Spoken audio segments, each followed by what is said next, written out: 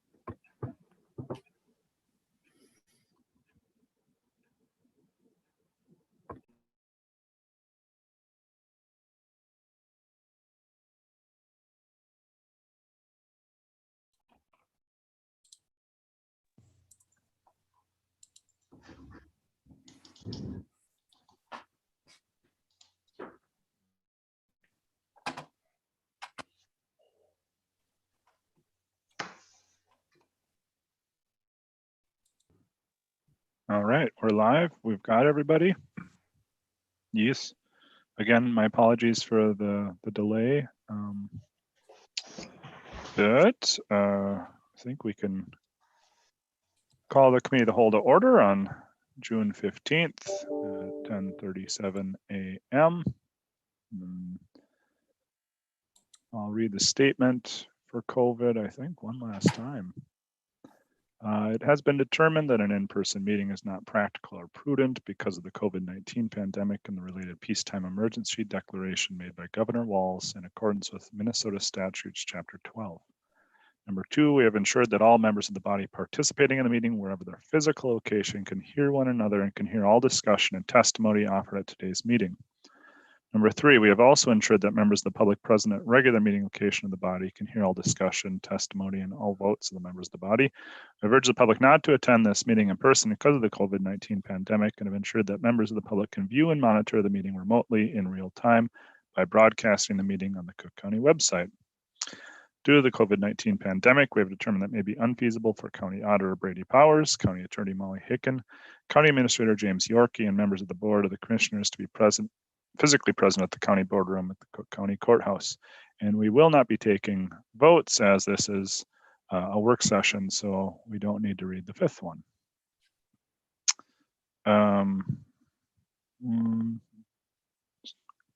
Tabbing across my screen here. First thing on the agenda is the minutes, which I hope everyone had a chance to review. But moving on to the second item is presentations. The first one is from the Historical Society, and we have Maria Erickson here, I believe. Yes, we do. Good morning, Maria. Good morning. Thank you, everyone. Oh, yep, go. No, I was just going to say we've got your letter and the budget and then the diagram here, and don't know how you'd like to start, but I'll hand it over to you. Yeah, thank you everyone for having me. My name is Maria Erickson. I'm the president of the Cook County Historical Society, and volunteer, whatnot. And we're at a time of great change and growth. And right now we do not have an executive director or a Johnson Heritage Post gallery manager. And it seems to be that is what we can offer for a salary at this point in time is not enough for someone to be able to live on in Cook County. And what we are currently where we're at is between $20, $22 an hour without any benefits other than PTO. We have started the process and it is going well for upping our sponsors and our donors and really reaching out to the community as a whole to build that foundation so that we can do better in our programming, in our and what we pay our staff, which is really important to get good people in there to be able to provide the really good programming. So as part of this whole change and growth period, we have hired Julie Murphy and Associates, grant writers out of the Twin Cities to help us with this process. And one of the things that a road that they have led us down is for bonding. And so we have applied for a $1.1 million bond, which Tom Bach was gracious enough to enter into the pool here immediately this year. I don't know where things are at. We probably won't get it this year, but whether it's this year or next year, the Cook County Historical Society would like to formally ask that the Cook County be the fiscal agent for that bond for us. And so that is one of our first asks. Secondly, we are asking for the county to consider moving into a more formal relationship with us, to be able to, 2 of the properties that we manage are owned by Cook County, the museum and Bolly's Blacksmith shop, which I believe is how the relationship started with the county, of the county paying money to be able to pay the executive director or someone to manage those properties. And that position has grown astronomically, and what they need to do as far as grants, programming, managing staff, managing the tourists that come in, and especially with Bolly's now too, that is a whole nother piece of activity. So the last 2 years, the county has given $68,000 annually. And we would like to, in the formal, building that formal relationship, we would like to request that it go to 100,000 starting next year for 2 years, and then a 2% increase every biennium as just a jumping off point. And I don't know, I'm told to start here with the committee of the whole to facilitate then the next steps. So that was a very abbreviated version of what I was going to talk about today or say, but does anyone have any questions? I've talked with each of the commissioners individually and with James Yorkie and Brady Powers. So just looking to see if you guys have any questions after we've talked my presentation again today, if you had any thoughts, ideas, questions. Thank you. Open it up for questions or comments from commissioners. Commissioner Sullivan. I'd just like to thank you, Maria, for a nice brief presentation. I know we have started a bit late this morning, but I can tell you from my experience volunteering and also working with the Cook County Historical Society on their board that they do great work. There is a lot of outreach and education provided to the school. They provide a lot of services for people who live here locally and people who have family who have lived here in the past. And they've done a great job on the Chippewa City Church, and currently with the work that's been done with the Passion Pit Committee, have great opportunities to create partnerships with the county and with Grand Portage. And so I just see great potential for the organization, and I understand the tremendous growth opportunities that are occurring right now. And I just want to thank you for trying to manage all of that, because I know how much it puts on everyone's plate. And to be doing that without an executive director and without a manager at the Heritage Post, it's amazing what you're able to do. Thank you. Thank you, Commissioner Sullivan. Any other comments or questions from commissioners? Commissioner Storley. Thank you. So with the extra money that you would be asking the county to increase from 68 to 100, what would that extra money do for you? So the extra, well, it depends. The first option would be that it would help us to, most executive directors in the county, from the research that we've done, start between 60 and 70,000 for their pay, plus they get benefits. And so that would help us to hire a good executive director, plus provide them health insurance benefits, which I'm working with Pat Campanaro and whoever her contact is about health insurance providing for nonprofits. So that would be the number one goal. However, if we cannot find that perfect executive director, there is some other, we have another option of maybe we don't have the person who can be the executive director right now, but our gallery manager is taking on everything at the moment. And what if we bumped her pay and got someone who could specialize in partnering with her so that it's two people that are the executive director. And again, being able to have extra funds to be able to provide that health insurance for having two people and for both of them. Mm-hmm. So this basically would be for payroll and not for any particular project that you're working on. Well, it directly ties to every project that we're working on. Okay. Because Okay. because those are the people that are running the show. Sure. And so it would be tied to someone helping to supervise the building of archival storage. It would be helping to, maybe we take the grant writing back in-house and we can do that. Providing more demonstrations and education at JHP for the community, providing more demonstrations and education at the museum, being able to collect more oral histories, and more partnering. We have great relationships right now with everyone in the county. And so getting the right people who are able to do that. So yeah, it helps everything. Okay, thank you. Commissioner Sullivan.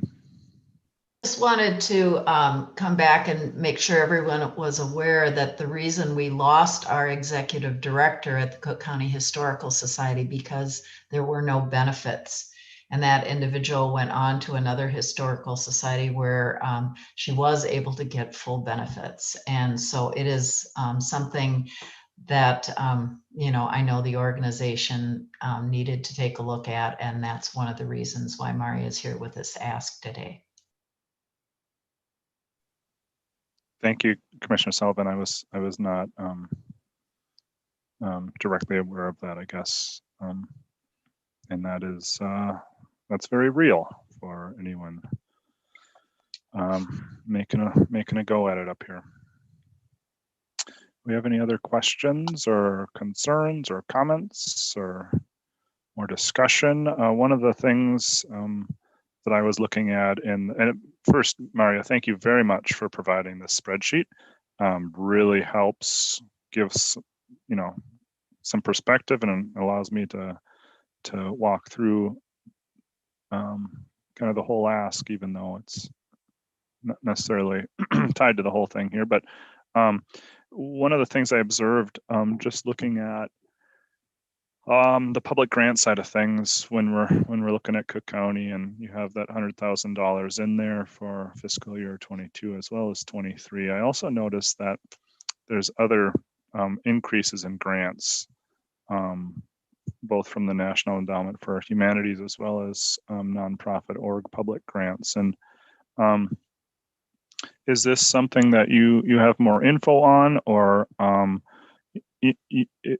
would those not happening kind of make it a tough go for having our 100,000 if we did do the increase be effective? Or can you just help me understand more about the development that's happening in the Historical Society? Yeah, so first of all, whether we get something from these or not, we are constantly always researching other grants to apply for, because you can't just count on these. So it's not like we looked at those and said, oh, those are the ones we're going to get, and that's it. So this is a working document.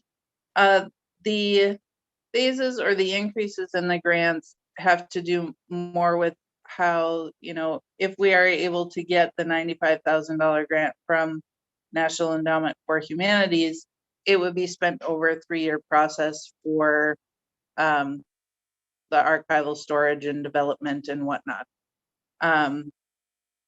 So, and also once you have experience in an area, this year we don't have on here right now the legacy grant, I don't think, or I can't find it right now, while I'm on camera. So that one will be, if we're able to get something this year, maybe it's only 20,000 this year to start off with how we have to phase the project and whatnot. But we know that we are going to need, we have expenditures that are much higher that are going to be next year, say for archival storage, where we're going to need 200,000 next year. So we're looking at both the, what do we need to spend, what do we need to find, and keeping that all in mind, because we want to, we want to be more proactive than reactive to what we have going on and things that may come up. So does that answer your question?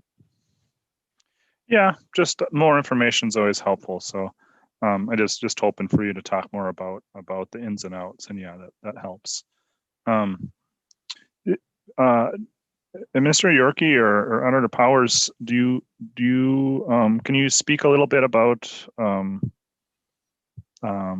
any burdens that would be placed on the county organization beyond the 100,000 as far as being the fiscal agent? I know we do that with other organizations, and it's fairly common, but if there's any additional information we should know about that right now. Thank you, Mr. Chairman. I'll defer to Brady to speak to that, because I think he's got a little more experience with that.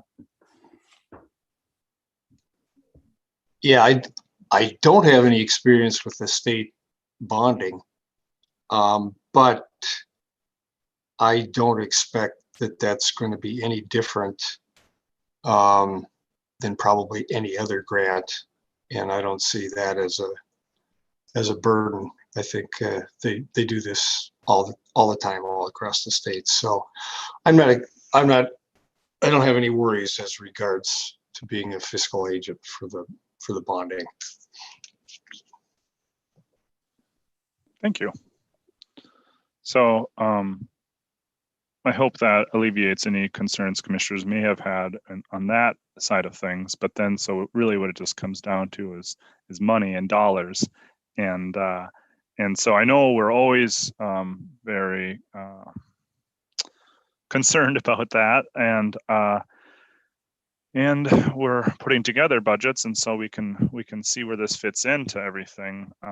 There's so many things going on in the community, both on, as we just discussed, the public health side of things, outside dollars from the American Rescue Plan, but then also just where property values and where levy numbers are going to be balancing out there. So do any commissioners go ahead, please? The other thing I was just going to put out a reminder, it wasn't in my letter at all, but if at all COVID dollars can, the Historical Society can apply for COVID dollars at all, we would appreciate that as well.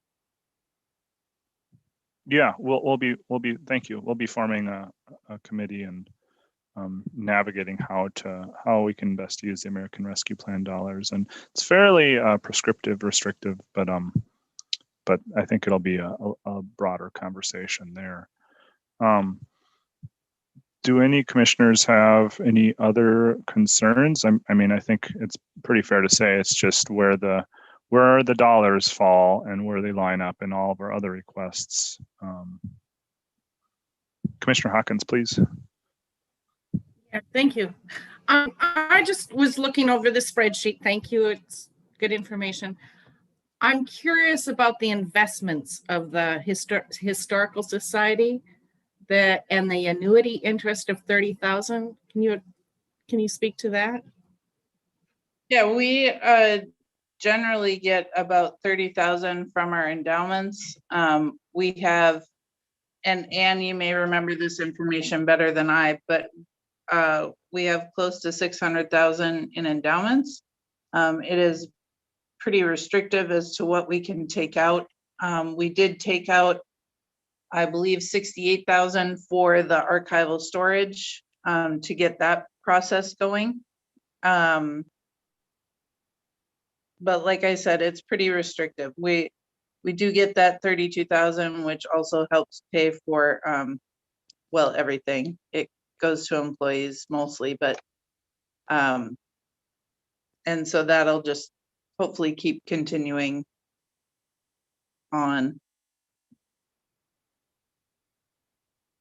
Did you have more questions about it?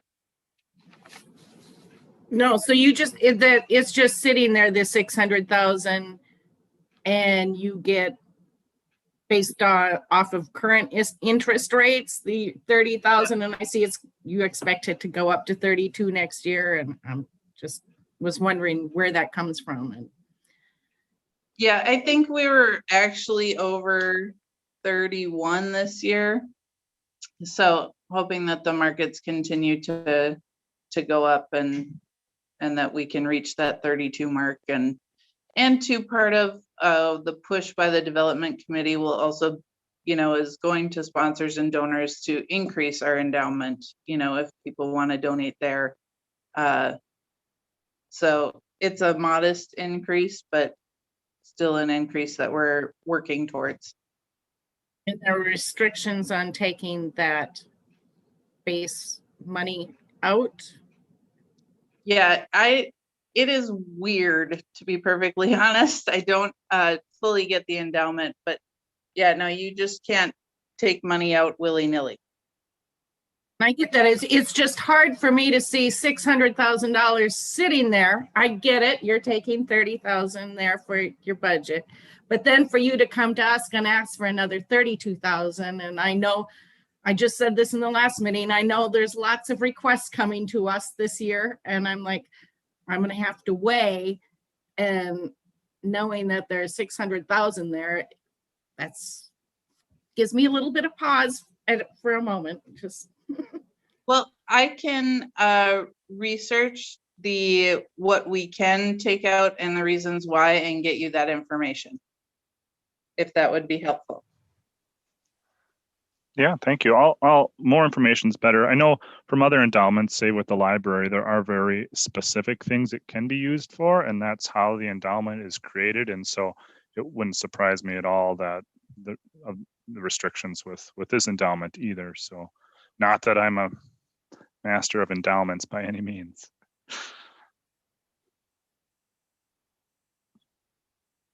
Any other questions?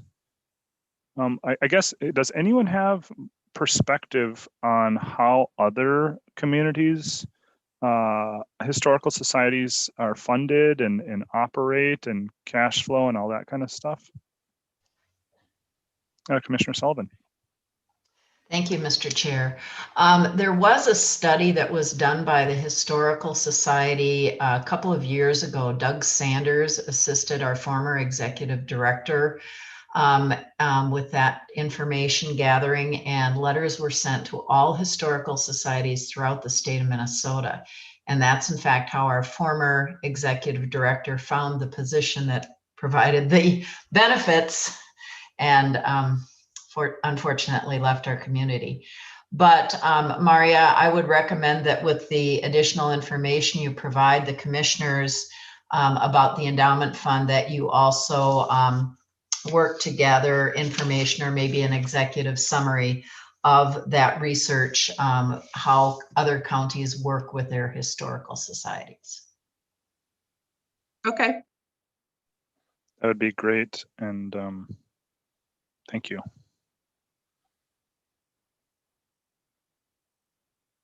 Any other question? Commissioner Swanson. No, not a question, just a comment. I just wanted to thank Maria for reaching out to each of us and giving us your valuable time to educate us and bring us up to speed so that this conversation is much more meaningful today. I appreciate that. Thank you.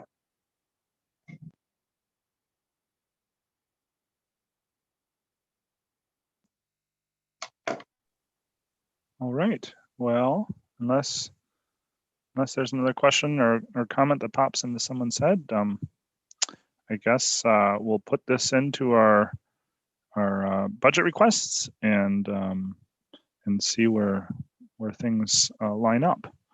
And I know you're always available, Maria, and I appreciate it. Yeah, please go ahead. You've got something. Well, it's a kind of random, but still related. I wanted to ask Mr. Yorkie how his tour of the blacksmith shop went this weekend, because my son was doing it. Thanks for asking. So yeah, Kai showed me around and it was great. I had not been inside the building before, and really fascinating place for anyone who has not had a chance to see the inside of the Bill Bali building. I highly recommend it. It's a step back in time. Thank you. Great.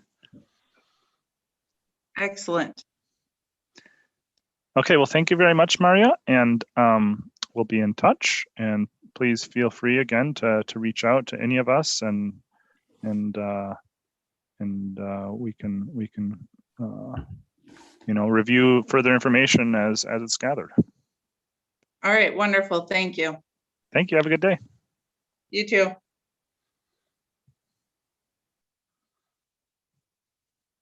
All right, that brings us down to 2B, and that's the Visit Cook County presentation with Linda Jurek. Good morning still, Linda.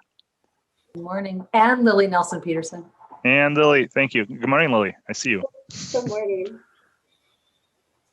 So we did prepare a small presentation just to provide some background data on the 1% lodging tax. And we could just walk through that very quickly. Lily's sharing it on the screen and then engage in conversation. So Visit Cook County 1% CCEVB renewal. Just a little history on this is in Cook County, we collect 3% lodging tax from our visitors, and that is the standard collection. That is part of what happens all throughout the state. It's a state statute, and it allows 3%. Cook County, back in almost 15 years ago, initiated a special 1% county lodging tax to support a CCEVB. That's different in that it sets the lodging tax apart, and it's more flexible use. It's not in the marketing only can, which the 3% by state statute is pretty protected in a marketing sense, and the cost of doing business as a destination marketing organization. At the time that we initiated the 1%, it went through the entire county. The approval process was such that it was endorsed by the county commissioners, brought forward to our legislators, and then once we had approval from them, it came back for the final endorsement by the commissioners. So at this point in time, we're starting this process because the 1% sunsets in 2023. And so we need to work with our legislature coming up now in the 21-22 season so that we're prepared for that renewal process if indeed it is renewed and approved.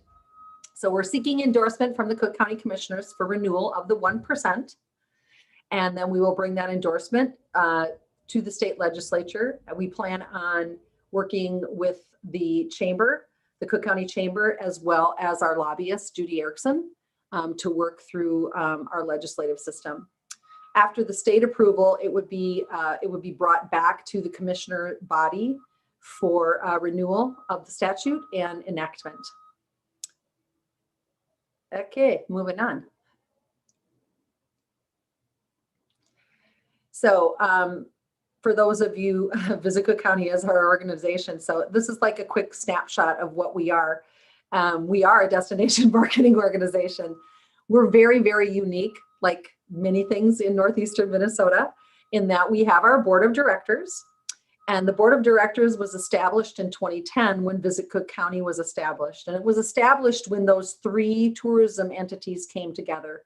They were all collecting separate lodging tax. They all had directors, and they were all doing their own marketing in the geographical areas of Lutz and Tofty Schroeder, the Gunflint Trail, and Grand Marais. So in all of this in 2010, some of the folks that came before me, I came on in 2013, decided that it was a lot more beneficial, a lot better use of dollars to have one DMO, collaborate all the lodging tax under one umbrella, and create better marketing and branding power. And obviously, as you all know, with our tourism, the way it is, it's worked. So since 2010, Visit Cook County was established. You'll see this is just a piece about, just the geographical area and the wonderful place we live and what we expect from a VCC and board and association member responsibilities. And with that, I often say we, Lily and I, and the team at Visit Cook County respond and answer and support 4 boards of directors, because the 3 associations are still in play because they have direct impact over how that 1% is allocated and spent, because it's for events and extra programming in our county. Okay, next slide. Just a quick snapshot of who the Visit Cook County team is. And you'll see that we operate, during COVID, we did shut down the Tofty Info Center, but we have since assisted in financing the Cross River Heritage Center. And we have a presence there with Visit Cook County and Explore Minnesota. So we are an information stop there. Next slide. We're different in our board of directors in that it's allocated by the amount of lodging tax collected in a geographical area. So the more you collect, the more representation you have. And we saw the one change in this representation after Grand Marais received the Coolest Small Town Award in 2015. And it kind of exploded up here, and they reached that threshold and were able to add their third representative to the board of directors. Lutz and Mountains does a reversal in their lodging tax. They collect a recreational tax, which is also part of our budget. And they also have representation on our board of directors because of that. Next slide. And then, like I said, there's 3 tourism association boards. They're all a little bit different. Gunflint Trail, Grand Marais Area Tourism, and Lutz and Tofty Tourism. They all meet 3 to 4 times per year. The biggest decisions they do make is the allocation, like I said, of that 1%. So when you think of the Lutz and 99er in Lutz and Tofty Tourism, they allocate well over $20,000 to that event. When you think of Grand Marais Area Tourism, they'll allocate toward the Le Grand du Nord bike race. This is different because of the 1%. You're not going to see that in other areas of Minnesota, where it's a strict marketing 3% collection. Next slide. Next slide. So just thought I'd throw in a mission statement. I believe strongly in the mission and vision statement of any organization. I think it should be touched and talked about and brought forward as many times as it can. You will see that on all of our documents. And we did do a rework of that. Was adopted in March of 2010, of course, with Visit Cook County, and then we updated it. So the mission and vision is at the top, and it is to enhance and grow a sustainable tourism economy in Cook County, and also to provide solutions to tourism and visitor-related interests of the region. Next slide. Hopefully you all had some time to look at this. It really is a really good snapshot. It was called out to my attention that 1991 LTTA may be an incorrect year because we swirled in Superior National Golf, and LTTA allocates part of their funding towards Superior National Golf. So it's a tangled financial web, and I'm happy to answer any questions as we get there. But this will show that in 2008, that 1% was enacted, and it sunsets 15 years later. And this is the organizational roots. And this was a very helpful thing for us to do as a team because it feels like we've explained it a lot to a lot of people, what our organization is and how it functions and how it's structured. And so this was a really good thing that we did during the middle of COVID last January in preparation for our board retreat. Lodging tax. Very, very simple document. Lodging tax revenue, 1% collections, 3% collections. And then the non-lodging tax revenue, which also has a little bit more flexible spending dollars, is our partner contributions from Lutz and Mountains and Grand Portage. And then any sales that we do as are related to our website efforts. Next slide. I did include the language for the Minnesota state statute and the 3%. And I think what's really interesting is that there are also 22 cities collecting lodging tax under charter or special law. And you'll see that at the bottom in bold. Tofty, Lutz, and Schroeder is one of them. And it is a special tax which supports Superior National Golf Course.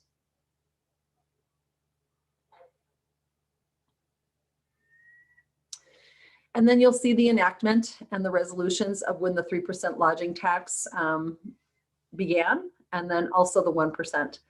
So that's why we're here today, to work toward renewal of that 1%.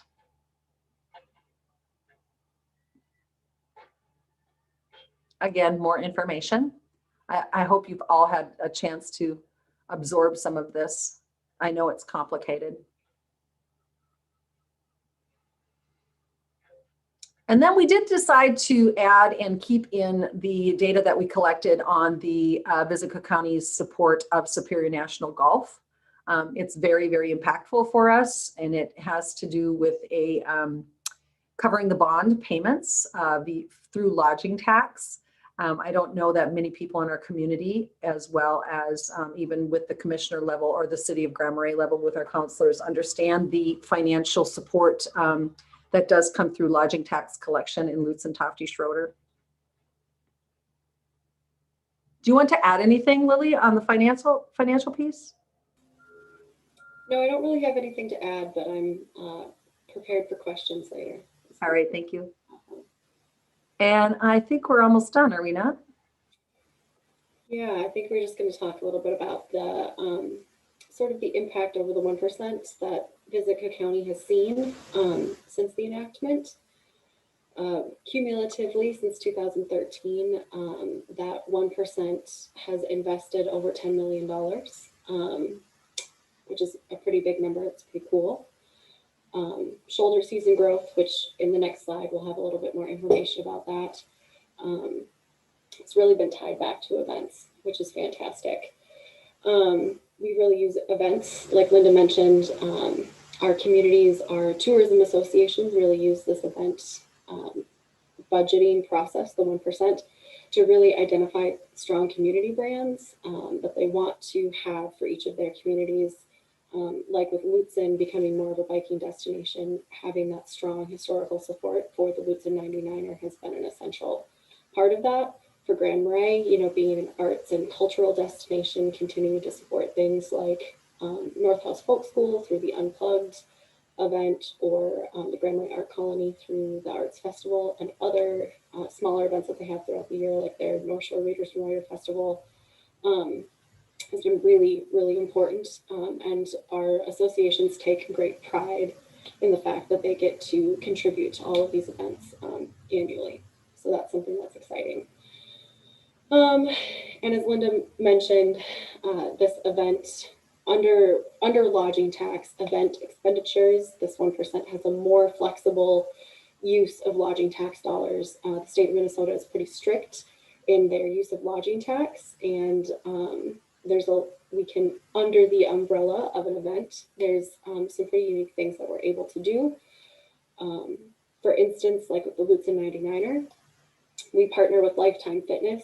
Lifetime Fitness pays for most of the production costs for that event. The surplus of $20,000 that Visico County contributes to that event budget goes back to the community, paying volunteer groups that come in the form of different nonprofits. So like Birch Grove Community School, for instance, they'll send a group of volunteers. They'll work the 99er for the weekend. In return, the 99er donates dollars to Birch Grove for their service. So it's really just, there's a lot of different examples like that in the 1% that people have creatively been using this to be able to really turn around and funnel this money back into our community in creative ways. So it's kind of a nice part. As far as shoulder season growth, because of course the mission and vision of Visico County really is about tourism. We believe in being a community stakeholder as well, but we really do have to adhere to that mission vision. And you can see here we've identified a couple of different shoulder season events, and you can see the growth.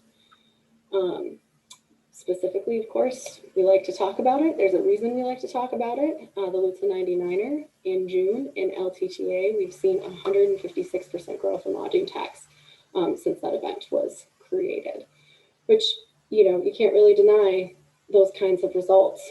And then on a lesser scale, in November, countywide, lodging tax has grown by 39%.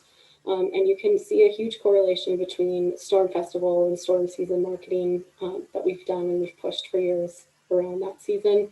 April and May, 93% growth since 2011. Again, we really emphasize these months a lot of that comes from our 1% tax. And then this is just, kind of an overview of really what the different associations take ownership of as far as events and things that are funded through our 1% lodging tax. As far as visitor counts, that's a hard thing to grapple with events. It's really hard to get an accurate count of who's standing at a trailhead, or races are really great because you can count the number of race heads, but you can't count the number of people that come to support a racer or people just that come to spectate.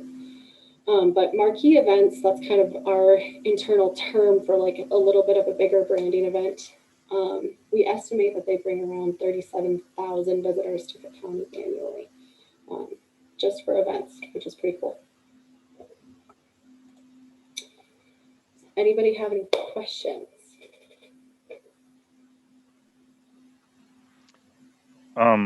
Lily, maybe you could take down the PowerPoint. Yeah. That was gonna be my question. Look at that. We're so must be our blend in leadership. We like to see faces. Yes. Yeah. I guess I had a question just right off the bat. So I was aware of a lot of the restrictions, and thank you for providing all this information. It's really helpful and helps me understand it way better. But can you? One thing that jumped out at me, both in the budget and then also just with these events, is trail grooming or road plowing. I've had requests from individuals, business owners in the community asking for certain roads to be plowed and this and that for access to trailheads. And I don't know if that's a new thing or if you could speak to that, and how do you decide, right? I mean, there's lots of trails, lots of roads. So I think that could get pretty tricky. Any insights there? Yes, definitely insights. We talk a lot about it. A lot of what we use the 1% for was adopted individually. If there's special circumstances or programming or trail grooming, it usually, came up through the channels of an association. So the one that's very front of mind for us is the allocation from LTTA to the Sugarbush and Norpine Trail systems. And that's the strength and the voice for our tourism associations. I believed wholeheartedly in that when we came there, and have really created some very solid and a solidarity, if you will, through the association. So the requests come through to the associations, the funding requests, and then it's up to that tourism association board to have the thoughtful consideration. When it comes to trail grooming, that would never be able to be something that we could use our 3% for, the grooming itself. In the 3% bucket, if you will, it's going to be the marketing to come and visit those trail systems. The 1%, and that is truly why the board of directors, Lily and I representing our board of directors, approved the renewal in January, knowing that it had a little bit more flexible use. And that impact would certainly be felt if we do not renew the 1%. So let's pick a different one. Let's pick the Banadad Trail System. If the Banadad Trail System wanted to have allocation toward a grooming type system on the Gunflint, they would go to the Gunflint Trail Association to say, hey, it would be really helpful for us. And I'll just expand on that. Trail grooming and taking care of trail systems is not a problem that's unique to Cook County. It is something that statewide, many different communities grapple with trying to fund, and lodging tax has come up time and again.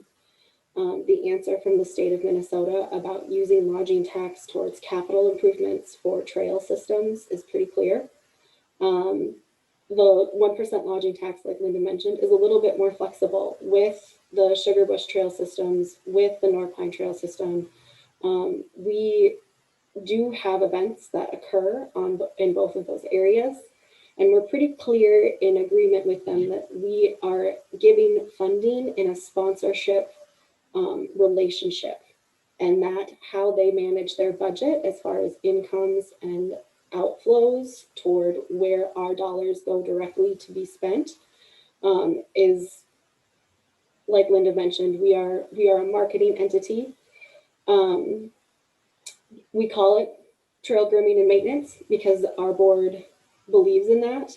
But as far as the nuts and bolts go with how we really view that spending, we try and be really clear internally for that very reason. And there's always a connection to tourism. Yes. That's really, really an important connector. I mean, you know, cross-country skiing is a major tourism attraction for us in northeastern Minnesota. Yes. And that also, you know, just historical knowledge too. That was something that early on, Visit Cook County has adopted now, but early on that was part of a marketing and promotion sponsorship.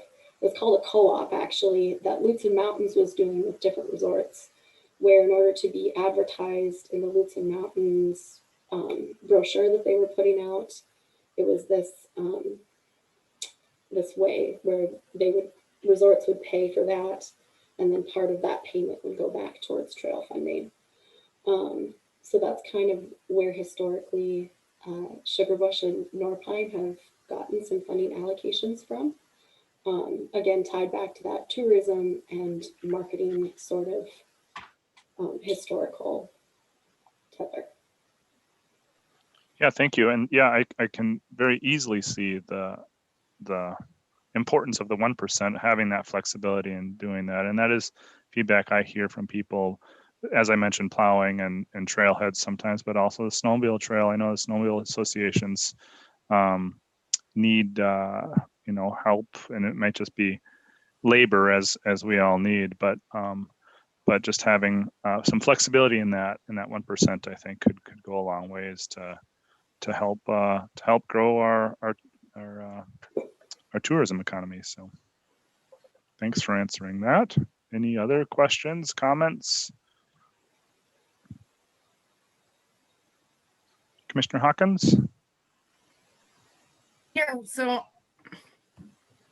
I know. Are you expecting this legislation to be presented in the same form with the same uses as was in 2008? Yes, the short answer is yes. There was some language in the original language that included the potential for businesses to collect a tax outside of lodging tax. So think of Lutsen Resort, or Lutsen Mountains. They are the one entity that really came on board and, you know, really adds to our budget in the form of that tax, the recreational tax in lieu of lodging for sales, actually for the ski resort. Eagle Mountain still collects, of course, the lodging tax per the 3% statute. If there's going to be any change in that, if there's going to be any change in that, it would be removing the ability to collect that additional tax outside of lodging properties. But we know that our partnership with Lutsen Mountains will stay the same. They will still do that, if that makes sense. So now I'm going to bring up feelings from the community about lodging taxes and uses of it. And invariably people will say, we should use some of that for housing. And then you explain to them, well, you can't use it for housing. But I'm asking, now that it's going to go before the legislature again, could we say 0.5% goes to your organization, 0.5% goes to funding housing situations? Because we know you did a wonderful job, and that's kind of exasperated our housing crisis in Cook County the last 10 years. So I'm asking, is that a possibility?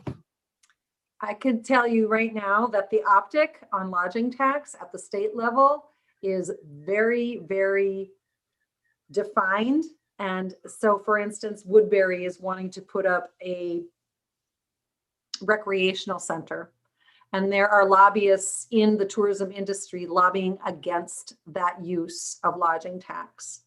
So I'm not saying that there isn't some kind of dollar that can be collected at the local level, but it would be really hard to use the lodging tax to support housing. the lodging tax, the 3%, I'm talking about the extra 1%, which is special legislation. And we know that the housing crisis is across the state. So I would think that our representatives might be more open to saying, hey, we need this in Cook County. I think I'm that, just raising it. yep, the big thing that you'd have to really think about hard, and this wasn't an easy decision at the board of directors level for Visit Cook County. They are all lodging properties. So that's the body. When you think about needing housing, this body is the body of lodging properties that needs employment, that understands the housing crisis greatly. They also understand that the diversion of that lodging tax into creating, massive amounts of employee housing outside of their lodges. They've all taken care of it themselves, the big lodges, right? They all have their own housing. I don't know, maybe, does everybody realize that? I think there's still needs, but they all have made efforts, yes. Exactly. And before COVID and before the lack of our international workforce, we were kind of managing okay. Where we were feeling it in the industry of tourism was when the J1 folks would go home, or the H2Bs, their 6 months weren't extended. For that shoulder period of time, there was a gap in employment at the major lodging, but not because of housing at all. So that housing, that's a house of cards of housing because it really is impacting different industries in Cook County differently. The hospital would never say to a lodging property what kind of housing they need, because the J1 worker is that, transient, transitional type workforce, where an RN at the hospital is not. So it's But the short-term rentals, which also collect lodging tax, are part of what is causing this problem. So I'm just trying to brainstorm, what can we do? I would, that there's been studies in that. So, when I think of Cascade Vacation Rentals, putting 20 of their homes back out into the market during COVID, I mean, they reduced their number of rentals. And the other piece that y'all should know, and Brady would be the expert on that, is at Visit Cook County, we don't know what is collected by property, individually, by big resort. We don't know that. We get a check that's an accumulative check from that area, that geographical area, Gunflint Trail, Lucent Tofty, Grand Marais. So it would be an interesting study to see if there's really been that massive increase of transition of housing to vacation rentals. I'm always curious about that, because we just don't know. And there's a lot of community talk that that's happening, but I don't have any hard data. Yeah, I appreciate, I'm sorry, go ahead. Oh, no, go ahead. I was just gonna say, I really appreciate, Commissioner Hawkins, your point about creative uses for the 1%, because there is more flexibility there. And we all know that our number one need is housing. And I can also see where that can get, very, very tricky, muddy at the state level, just going through our request to change tax classifications for the short-term rentals. That was, I felt like we worked through a process at the county level, our community level, and I thought it was a good process, and I felt like everyone was on board, maybe still skeptical, but on board. And then when it got to the state level, it was a whole different conversation, and it was out of our hands at that point. And then that's when I thought we already made the sausage, but no, that's where the sausage was made. Well, and I think, Stacy, I also appreciate your question. We always still need to stay in the lane of being a tourism driver. I mean, you can bleed it down, and that's part of, I just answered a message to James. What is the impact of tourism on Cook County? Back when the GO team did their study in 2013, we were like, oh yeah, 85% of the economy in Cook County is tourism driven. So when it comes to housing, it's tourism driven, groceries, gas, it could all go back to the tourism funnel. Where we need to stay in our lane as Visica County is that everything has to be related to be a tourism driver. Bringing people here, encouraging that. So you can certainly go, yep, well, they can't come here unless we have employee housing, right?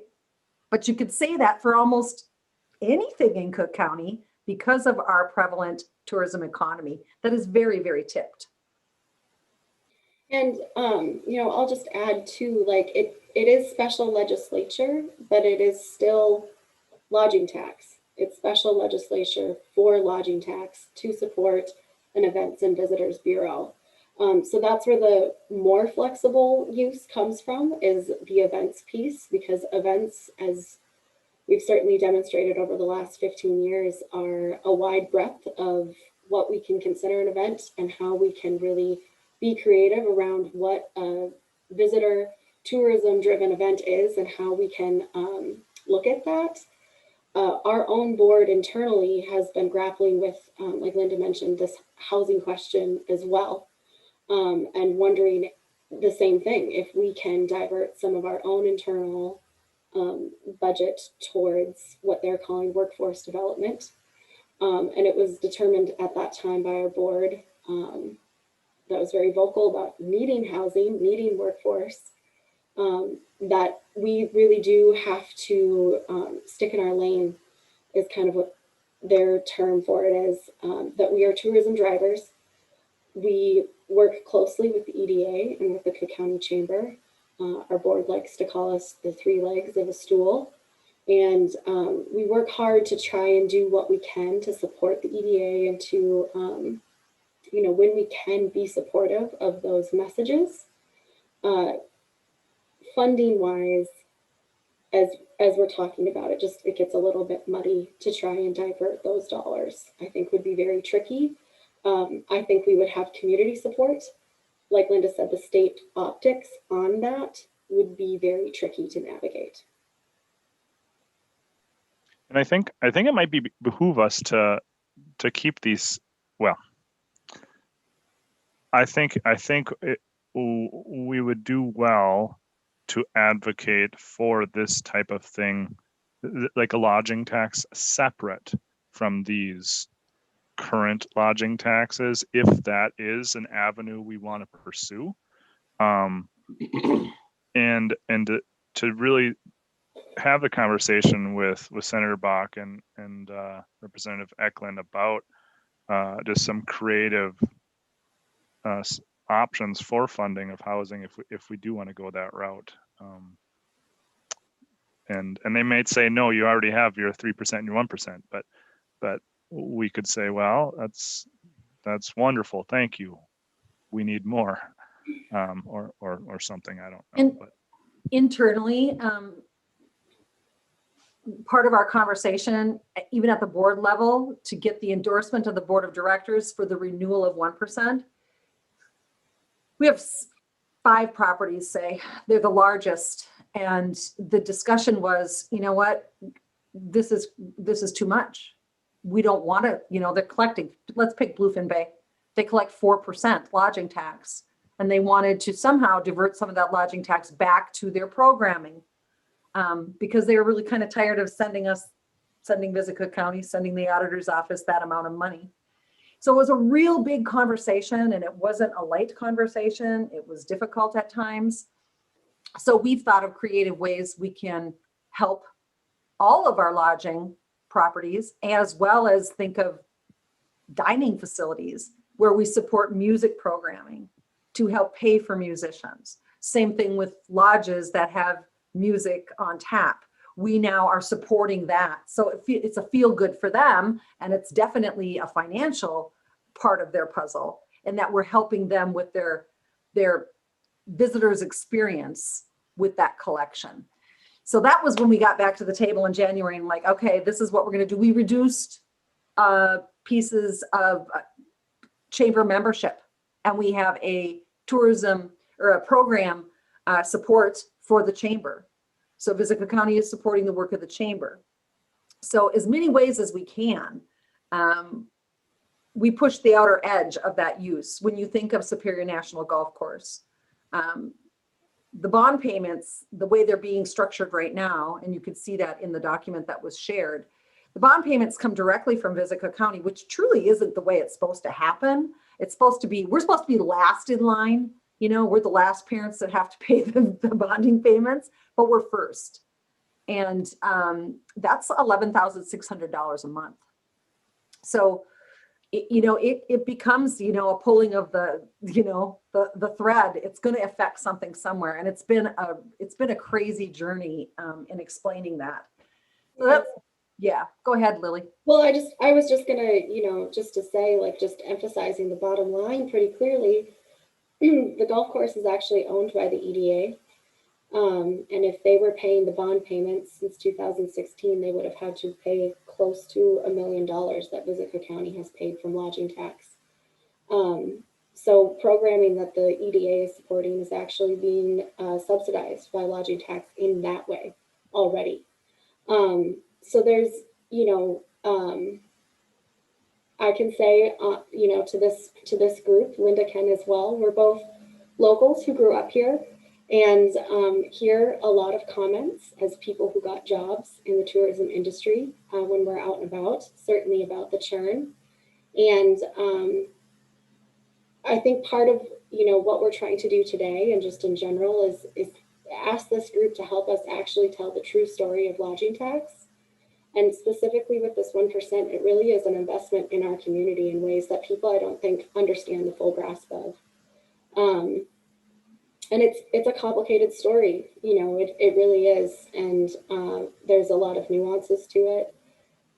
But I would hope that people could start to see really that there is a huge community impact and a lot of investment from lodging tax and from the lodging property owners that they really want to see our community thrive and flourish. And it doesn't go back just to the tourists, it goes toward supporting what we all enjoy about living here. So, yeah. That's a great point. And I really appreciate the sustainability messaging in the mission statement too. And was that an addition in 2018 or was that, okay. Yeah. I think, because I think that's probably the comments I hear the most is like, this is not sustainable. And so, knowing that change is in there and trying to refocus, on that too, I think is worthwhile to promote. So Commissioner Hawkins, did you have your hand up? Yeah. Yes, I know the benefits of your work. There's no doubt in my mind. And I really enjoy you helping make sure there's live music because I am so excited for a summer of live music again. So and I know that's because of your efforts. So thank you for that. So but I've also grew up here, born and raised. I have friends. You do what you can, but I'm going to say another one now. I'm a county commissioner. People are coming with all these requests. These are important programs. This is an important thing for our community to have. And then I have somebody else saying, I can't have my taxes go up anymore. So I have to balance. So here we just listened to a presentation from the Historical Society. Don't you think that's tourism related and that maybe Visit Cook County should consider how that can be supported in a community as far as it's mostly tourists that go there? And we support Thank you. We support their events. Yeah. As deemed in the CC Events and Visitors Bureau. So we do support their events as they come in. The one thing I think it's really important to hang on to, and I hate it, we call it this lodging tax. So immediately community members go, what? It's a tax, we're paying it. I'm like, no, you're never paying it unless you leave your house and go rent a room at the Best Western. Then you're paying it. Right now, who's paying it is the visitors that come here. Yeah. And we do, like for reference, the Cook County Historical Society, I think, has received close to, through various different events, close to $10,000 from Visit County in just this fiscal year alone. We contribute a lot of money to the plein air at Johnson's Heritage Post. Grand Marais Area Tourism Association has contributed 2 mini grants this year. We usually do at least 2, maybe 3. We support what they call the Passport to the Past program, which is something we work closely with them on. We support them heavily in various different avenues, and have spent a lot of time at that table with Carrie, with Maria this year, you know, and certainly our, you know, like I said, it's just an interesting piece because it's part of the story that sometimes doesn't always seem to bleed through to the public eye about how many different things Visit Cook County really is involved in, and how hard we really are trying to work to, you know, to invest in our community and be as supportive as we can with the use of lodging tax restrictions that we have. Yeah. That's a really, really good point, Lily. And I feel like that has happened a lot. And I'm going to be honest with you. You bet it's too much. You would be shocked at what you know, people will come up to me and Lily and the members of this team all summer long. What in the hell are you doing? This is insane. You know, stop what you're doing. So over the course of our time, it's like, okay, yes, we're going to build our shoulder seasons. We're going to build our shoulder seasons. And you saw that slide, and we've worked to do that. But the reality is we can build our shoulder seasons all you want. But the business model for a lot of businesses, you know, we're going to shut down for a month. We need a break. And so be it. If that's what it is, great. That's what it is. But for that small business owner that's running, you know, a restaurant, they're going to just go, you know what? This is great. Bring them on. I hear from Dan Riddle weekly. Awesome, Linda. Awesome. Thank you for bringing these people here, you know, because he would rather have that than an empty restaurant paying light bills in the middle of November, right? Well, and, you know, I'll just add too, like COVID, we're doing really well in Cook County. We have been. That was a surprise. We didn't expect it. We planned for the worst. We certainly got the best. We're in touch with tourism partners across the state and across the country. We are an outlier in this equation. Most communities that are tourism based like ours are suffering right now and have seen huge economic downturns, including just down the shore, Duluth. Had to lay off a ton of people from Visit Duluth and have seen a tremendous impact on the amount of funding that they're able to provide for the deck and for Spirit Mountain. It's been a big source of contention. We recognize the privilege of the last couple of years. We also understand that eventually there will be a downturn, economic downturn, and that our tourism partners at that time will be turning around and saying, we really need you. And we want to be able to be sustainable in that way, to be here when that happens. So it's really easy to look at the high mark right now and decide that there's too much happening. And I can certainly respect that perspective. We're trying to be leaders in a tourism community that is fighting for a future, not just this summer or next summer, but, you know, 10 and 15 years down the road. Yeah. Thank you for all the info and the presentation. And we can't take formal action today. And I don't know at what point you need formal action. Certainly after the state. Do you need formal action before going to the state? Is that?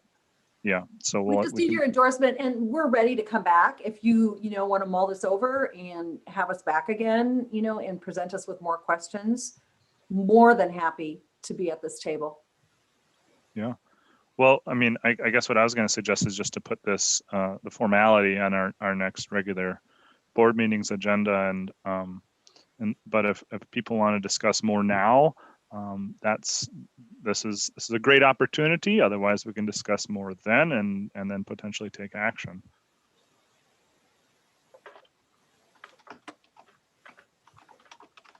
I guess that was a prompting for other commissioners' thoughts. And I wanted to tell Commissioner Hawkins, and I think I can speak for Linda, we're very appreciative of the questions, because these are questions that we grapple with and the conversation needs to be had. So I hope you know that our answers are coming from a place of appreciation and wanting to be transparent and have this good discussion.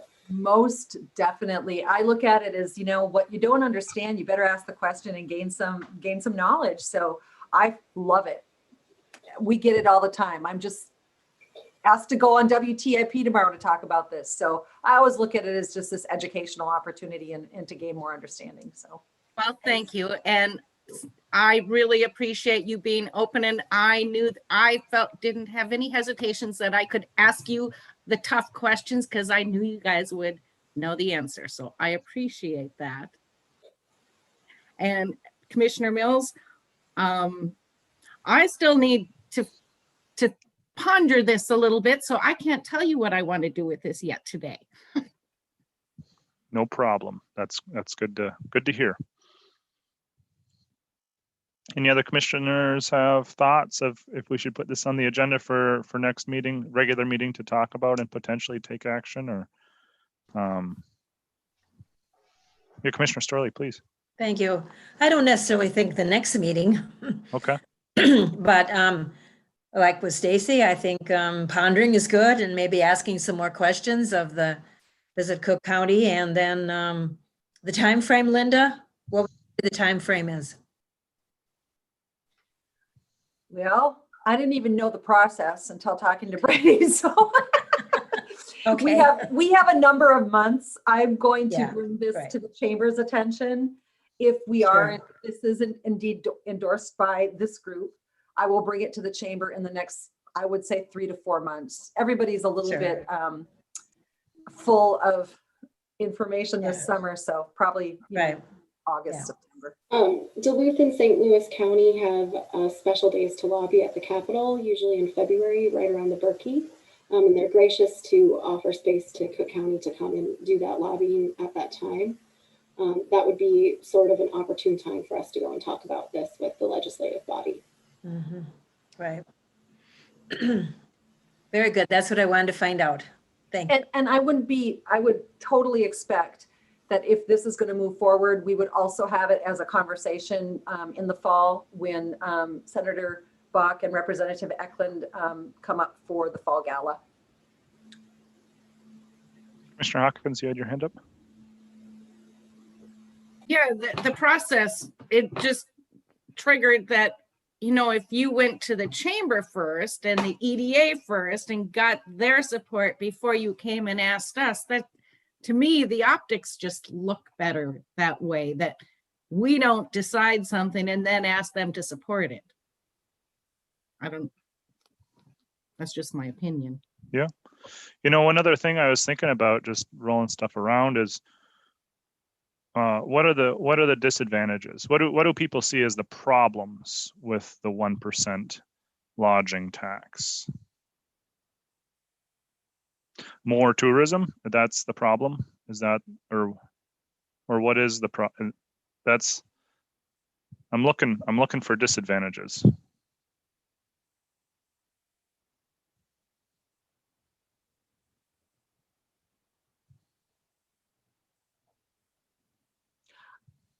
This is kind of a great question. Thanks, Dave. And we don't need to answer it now, but maybe that's something we can think about as we ponder this. In my mind, it's pretty like, yeah, let's do it. This benefits our community. It brings in more dollars. Disadvantage, I do hear people saying we're overrun.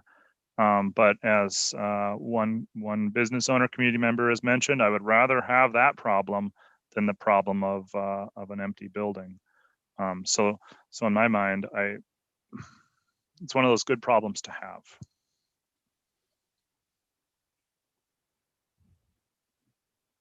Okay, well, I killed the conversation. If anyone else wants to jump in, that's great. Otherwise, I would just thank both of you, Linda and Lily, for the information. That was very helpful, and having that presentation very helpful. We can reference it in the future as well, and I guess we'll just be in touch as far as timing is concerned. I do appreciate the idea of going to other organizations and seeing what they think, both the EDA as well as the chamber, and then if you wanted to report back or be in touch with Administrator Yorkie, that'd be great, and we can go from there. Thank you. We'll do that. Thank you. Yeah. Thank you guys so much. And, if anybody has any questions, please feel free to give us a call or email us, and we'll be happy to pull together any kind of information that we can. We appreciate the time and effort you took to put the presentation together. It's a great way to start the conversation and gave us tons of information. Thank you so much. Thank you, Anne. All right. Ta-ta. Have a great day. Get out of here. Well, you're welcome to stay, but it's going to turn into tax abatement policy. So they're gone. Which, Mr. Chairman, I know is a topic that you all want to discuss right before lunch, right? Well, it makes me hungry talking about tax abatement. It makes me really hungry. So it's just... as long as it doesn't put you to sleep, that's the main thing. Yeah. No. So I'll try to make this as brief as possible. As you recall, the reason this topic has been on our agenda the last month or so is because we've had a couple of proposals come forward from the West End to develop some projects that include housing components. And from the beginning of that conversation, there's been talk about possibly using tax increment financing to support those projects. The county cannot impose TIF by itself. That's actually under the purview of the Economic Development Authority, or if we had a Housing and Redevelopment Authority, it could also sponsor TIF projects. But from a county perspective, what we're able to do is offer tax abatements. And we, as I mentioned at the last committee of the whole, we do have a policy that's outdated. I think it was passed in 1999. And so what we're needing to do as a first step in this process is to update our tax abatement policy. Last month, I presented a sample policy that I had gotten from the city of Rochester, which I should mention, cities can also sponsor tax increment financing projects. Counties cannot. And so that policy was trying to address both abatements and TIF. And from a county perspective, it's really more straightforward for us to have a policy that addresses abatements. If the EDA or the city of Grand Marais want to sponsor a tax increment financed project, they can do so. But from our perspective, it's really about tax abatement. And so following up on last month's conversation, I did a little more research, and I'm always looking to counties that I hear through AMC are doing exemplary work. And one of the names that always comes up is Otter Tail County. So I was recently perusing their website, and just within the last 3 weeks, the Otter Tail County Board of Commissioners has passed an updated tax abatement policy. And in looking through it, I was really impressed by the form and the content, and thought that it was an even better model than what I saw with the city of Rochester. And so the document that has been uploaded to iCompass, which does not include a draft watermark, although it should, is what we're working from today. And what I'm going to do is share my screen real quick.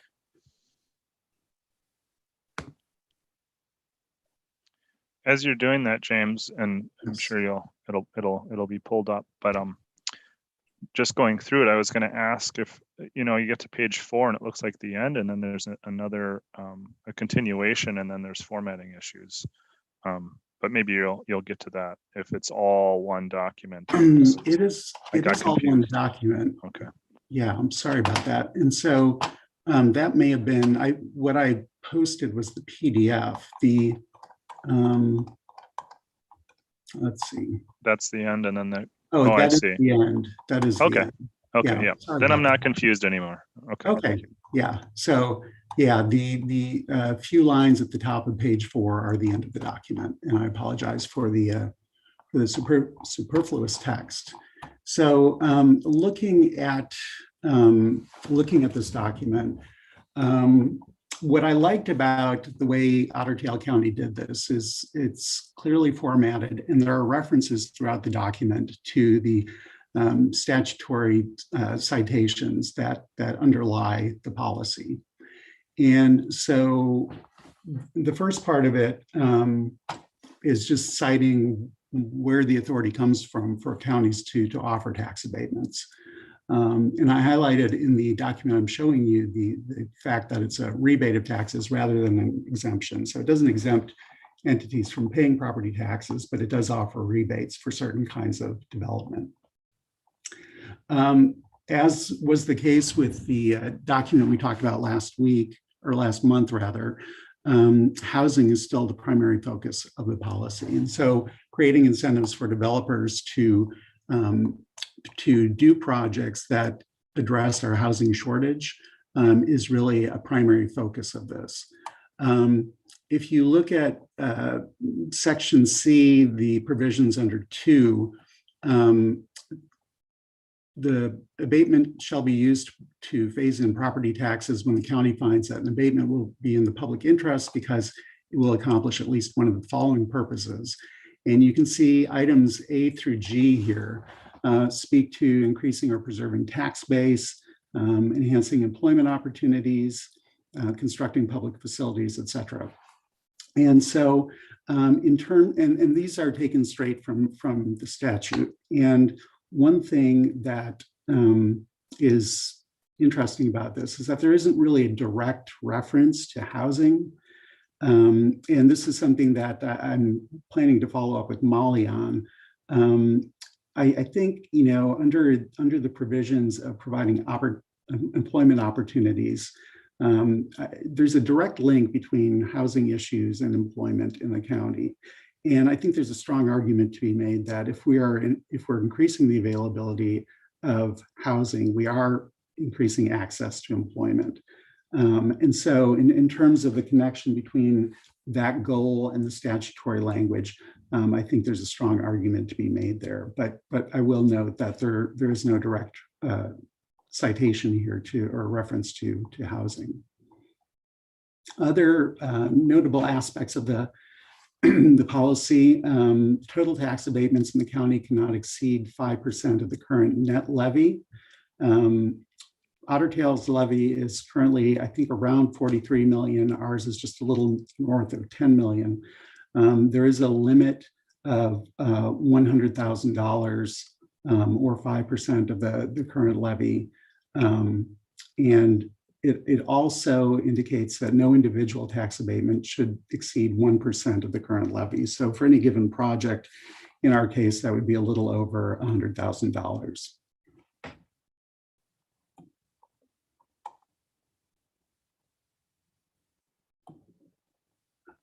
Again, evaluation criteria speak to the need for developing or preserving housing for Cook County residents who live and or work full-time in the county.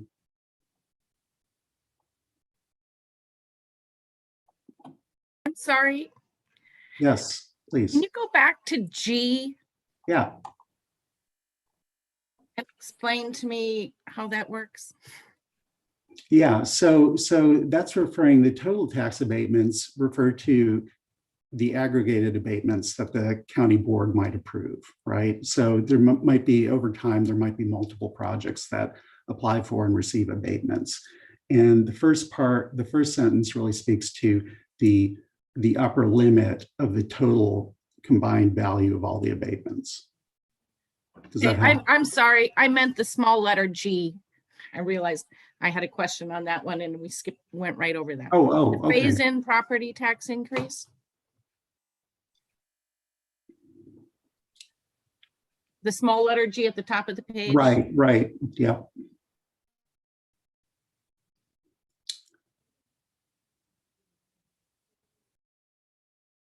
Yeah, so I think that just speaks to when a project is undertaken, the value of the parcel goes up.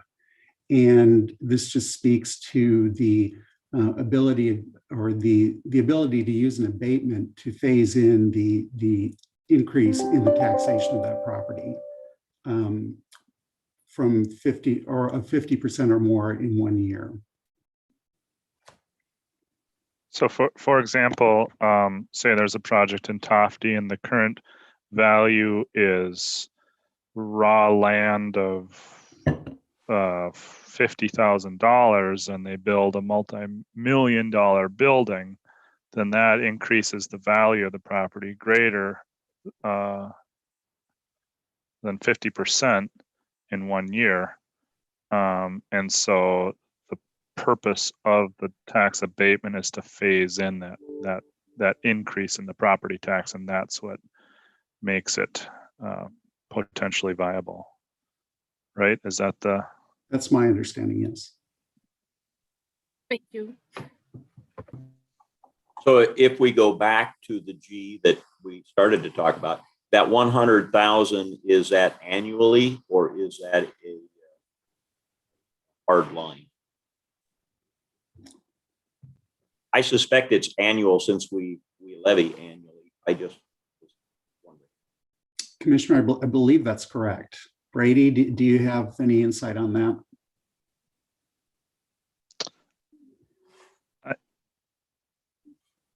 Is Brady still on?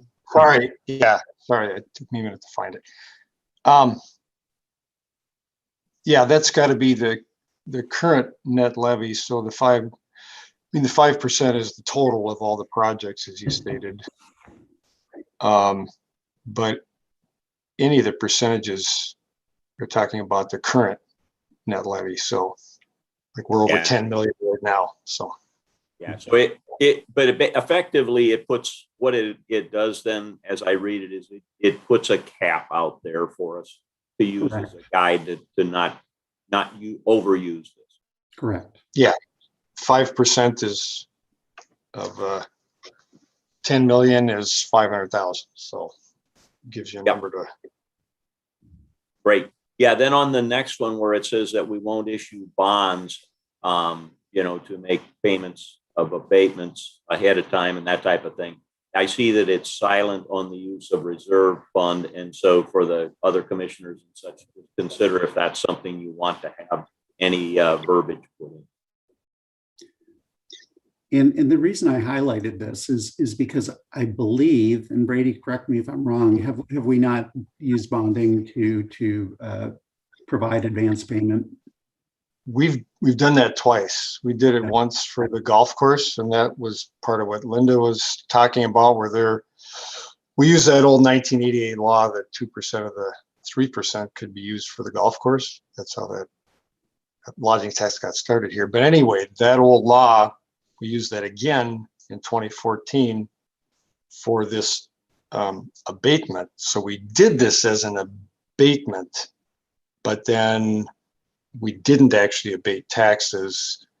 We used the lodging tax to actually pay for the bonds. So we didn't have to abate any taxes. So it was used as an abatement, as a method of financing, but it didn't actually abate any taxes. And the second time, does that make sense to anybody? That's kind of complicated. But, yeah. Well, we could have abated taxes if we didn't have another source, but the board wouldn't approve doing this unless we had another source of revenue, which was the lodging tax. So we didn't have to abate taxes or affect property taxes. So then we did it again in 2018 using the abatement statute for the Lutzen housing project. Same thing, in a sense. We didn't abate any taxes. We used that statute, but we had another source of revenue, and that's One Roof's rental of the property. And they're making those payments right now. So we're paying those bonds with One Roof's rental payment to us rather than abating them. So this is in here. I don't know if it would preclude ever doing what we already did with those projects, because we haven't used them to make abatements. We've used other sources, but that's a really complicated way of financing, and I would avoid that unless it's the last resort. Again, it's really complicated and expensive way to do bonding. So I'm sorry, Brady. Were you done? I'm done. It's too much this conversation anyway. Well, I just highlighted this because I understood this to be something that the Otter Tail County Board of Commissioners had chosen to do, not necessarily something that we have to do. And so I was interested in the board's response to this.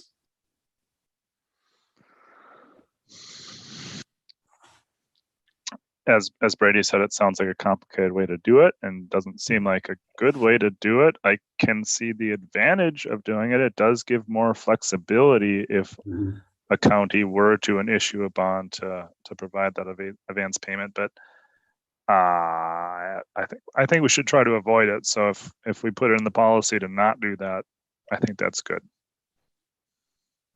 Myself, I see lots of nods too. Okay. Yeah, and I just would emphasize what Brady stated, that it is an expensive way to do it, because then you have the service fees on those bonds in addition, that you're taking on as a county. So it isn't just the loss of of those taxes. You actually have that additional adder that goes along with that. Mm-hmm. It's a great point.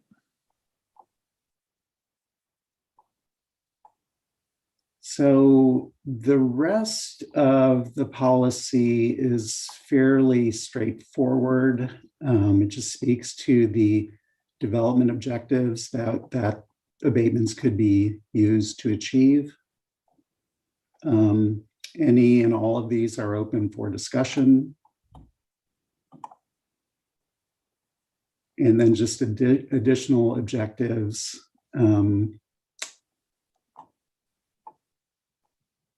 I didn't have anything highlighted here because I think it's all fairly straightforward. But again, I'm interested in commissioners' feedback on any of these objectives.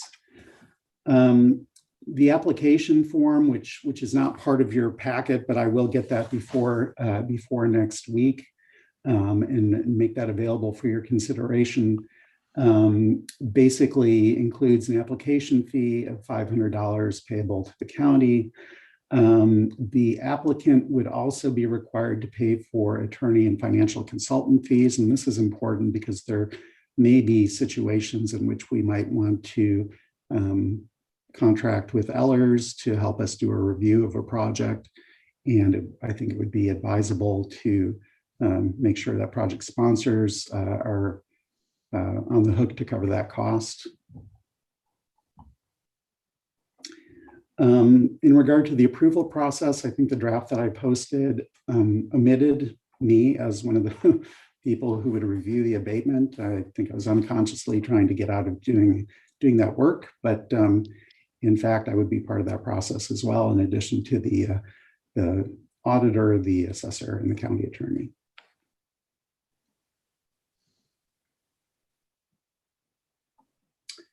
And then the last part is just about the development agreement and reporting requirements to ensure that granted abatements are meeting their targets in terms of repayment. So that is it. And just ignore all the stuff that comes after this, because I didn't realize that was there. Thank you.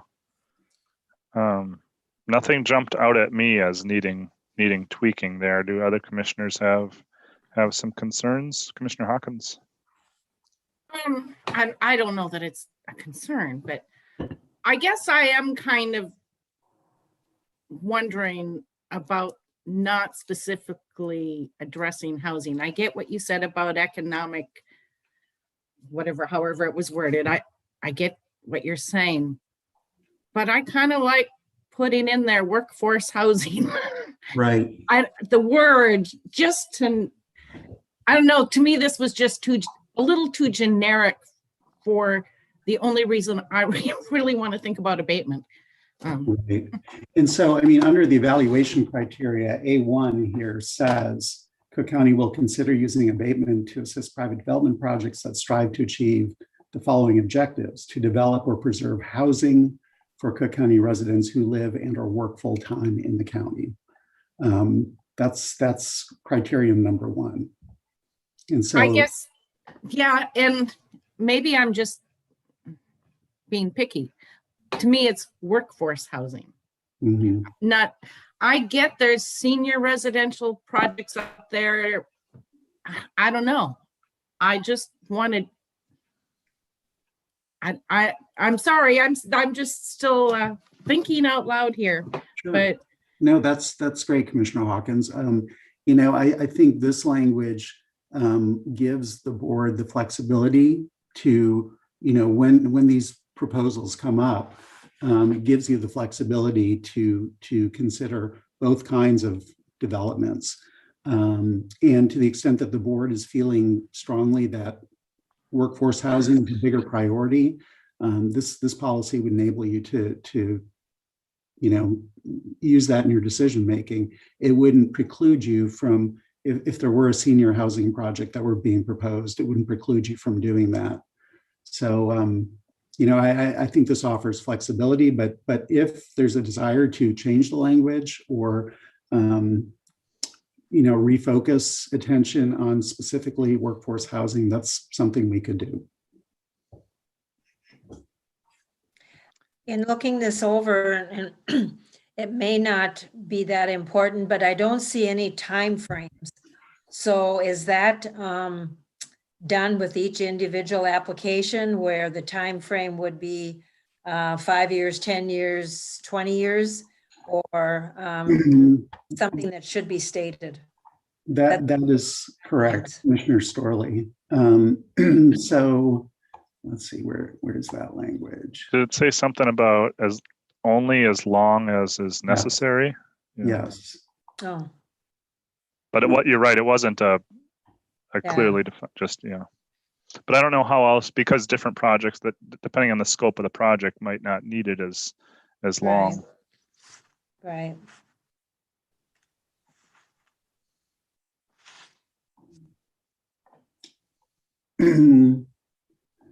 Yeah, so that's item B under the minimum requirements.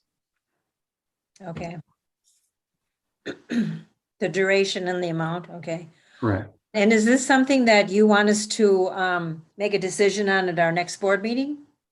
That was my plan, unless there are reservations about doing so.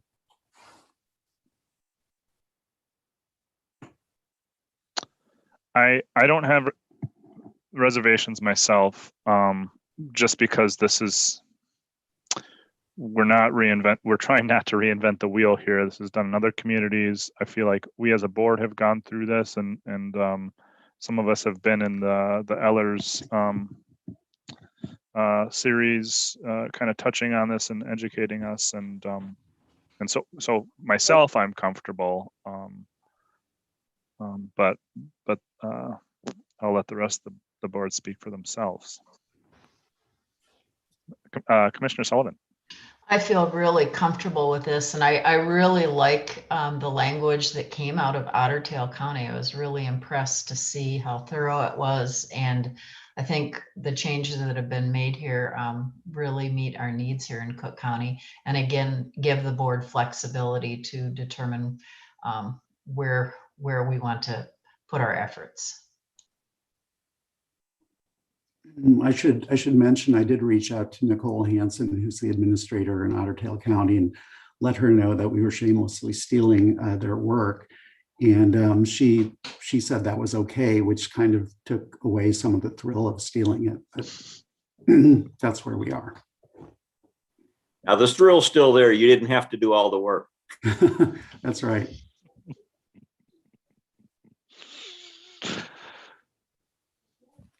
I just want to express my appreciation that we are at this point this early. I really was worried this was going to take a long time, and I appreciate all the time and effort you put into this. And yeah, I think we need to get this on our agenda. We need to pass this policy.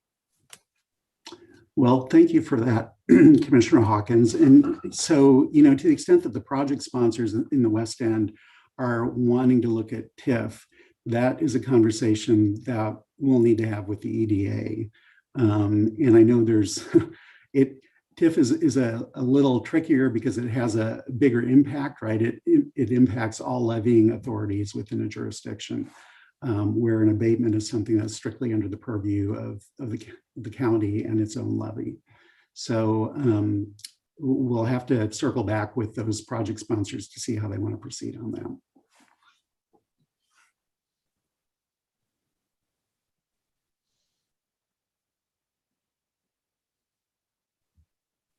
All right. Well, thank you, Mr. Yorkie, Administrator Yorkie, for, I know you've dedicated some very focused time onto this and put it at the top of your list. So I appreciate your work, as Commissioner Hawkins said. Please interrupt me if anyone has other questions or comments, but I'm toggling to my other screen here. And just looking at the agenda, there's the minutes from the building committee and then adjournment. So if there are other questions or comments, please share them. Otherwise, I would look for a motion to adjourn.